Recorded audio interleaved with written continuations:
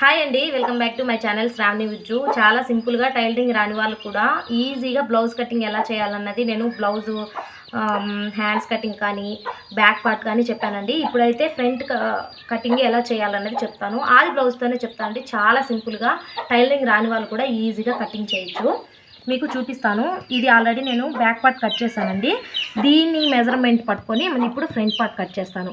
Front part cut చేసేటప్పుడు మనకి ఇప్పుడు మీకు చూపిస్తాను చూడండి. బ్యాక్ పార్ట్ కట్ చేసేటప్పుడు ఫోల్డింగ్ నా వైపు ఉండాలి, ఖర్చులు నాకు ఆపోజిట్ వైపు ఉండాలి. కానీ ఫ్రంట్ పార్ట్ కట్ చేసేటప్పుడు ఖర్చులు మన వైపు ఉండాలి, ఫోల్డింగ్ అనేది ఆపోజిట్ వైపు ఉండాలి. అంటే ఇలా వేసుకుంటున్నాను.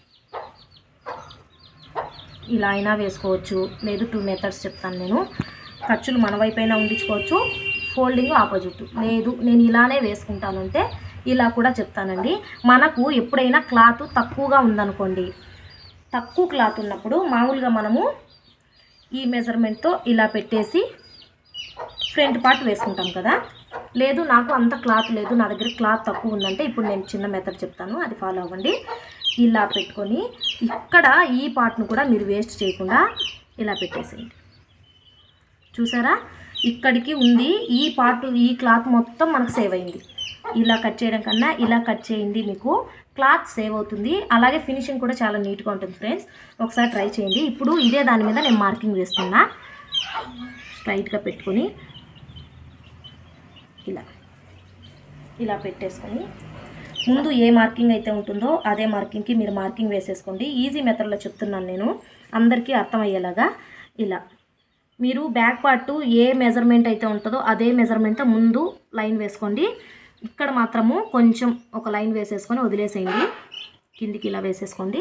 ఇక్కడ కూడా అంతే, చాలా సింపుల్గా వేసేసుకోవచ్చు. ఇప్పుడు మనము ఇక్కడ డాట్స్ వేస్తాం కదా, ఆ డాట్స్కి పాయింట్ ఎలా పట్టుకోవాలి. ఇప్పుడు ఇది అయిపోయిందా, ఇది నేను తీసేస్తున్నా. ఇప్పుడు డాట్స్ ఫ్రంట్ పార్ట్కి ఎలా వేసుకోవాలన్నది చూపిస్తానండి. ఇక్కడ పట్టుకోండి, స్టార్టింగ్ నుంచి ఇలా పట్టుకొని మనం స్ట్రైట్గా వేస్తాం కదా డాటు, ఆ డాట్కి ఇలా పట్టుకోవాలి. కొంచెం లాగినట్టు పట్టుకోవాలండి. ఇలా లాగినట్టు పట్టుకుంటేనే మెజర్మెంట్ మీకు కరెక్ట్గా వస్తుంది. ఇలా పట్టుకొని ఇక్కడ నుండి అంటే ఖర్చులు ఎప్పుడైనా మనకి ఇక్కడ ఖర్చు దానికి వదిలిపెట్టాం కదండి, దీనికి ఇక్కడ నుంచి మార్కింగ్ వేసుకోండి. మీరు కన్ఫ్యూజ్ కాకుండా ఇక్కడికి ఒక మార్క్ వేసుకోండి, ఇక్కడి నుంచి పట్టుకోండి.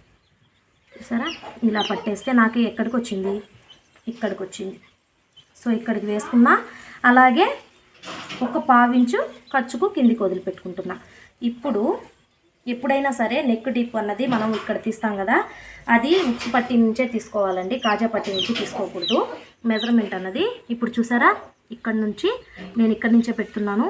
ఆల్రెడీ డాట్ ఇక్కడ ఉంది కదా, ఇక్కడి నుంచే పెట్టేసి డీప్ తీస్తున్నా. ఇక్కడికి వచ్చేసి ఇలా చూసారా, ఇక్కడి నుంచి షేప్ ఇలా తీయండి, అంతే.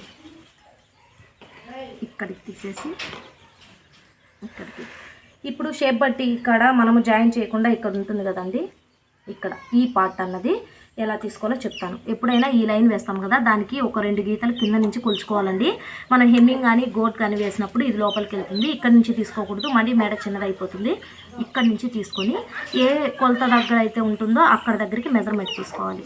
ఇక్కడికి పెట్టుకుంటున్నాను నేను. ఇక్కడ పెట్టుకొని నాకు ఖర్చులు ఎక్కడున్నాయి, డాటు ఇక్కడ ఉంది, ఇక్కడికి నేను కొంచెం ఇక్కడ వేసుకోవాలి. అంటే మనకు ఖర్చులకు పోతే ఈ డాట్ అనేది ఇక్కడికే వస్తుందండి, ఇది ఎక్స్ట్రా ఖర్చు. ఇప్పుడు ఇక్కడ కూడా చెక్ చేసుకుంటున్నా, సంకటం దగ్గర నుంచి ఒకసారి చెక్ చేసుకోండి.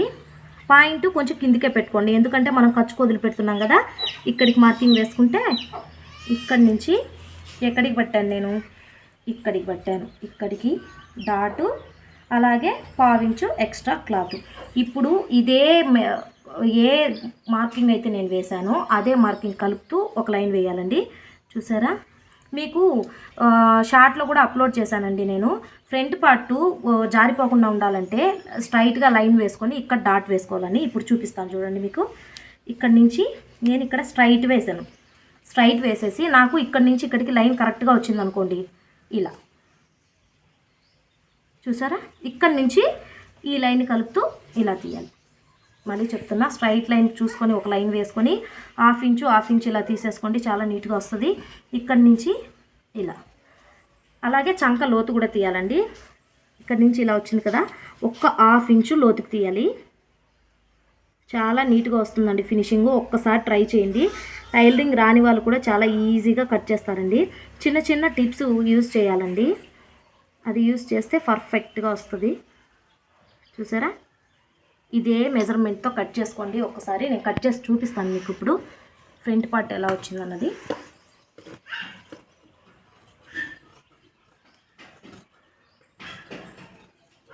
ఈ కరువు తీసేటప్పుడు కొంచెం జాగ్రత్తగా కట్ చేయండి, షేప్ అన్నది పాడవకుండా వస్తుంది.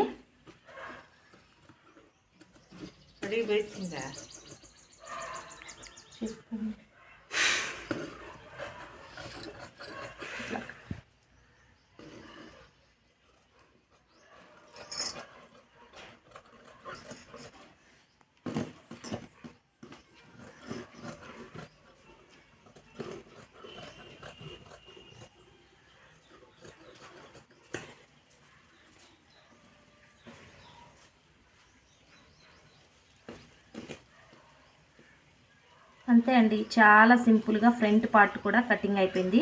నేను ఇప్పుడు స్ట్రైట్ కటింగ్ చూపిస్తున్నానండి. క్రాస్ కటింగ్ కూడా ఎలా వేసుకోవాలో మీకు ఇప్పుడు చూపిస్తాను.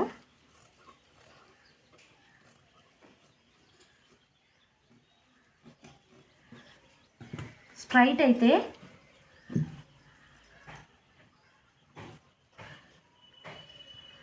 అయితే నేను ఇలా వేసాను కదా, క్రాస్ అయితే మీరు క్రాస్ ఇలా వేసుకోండి.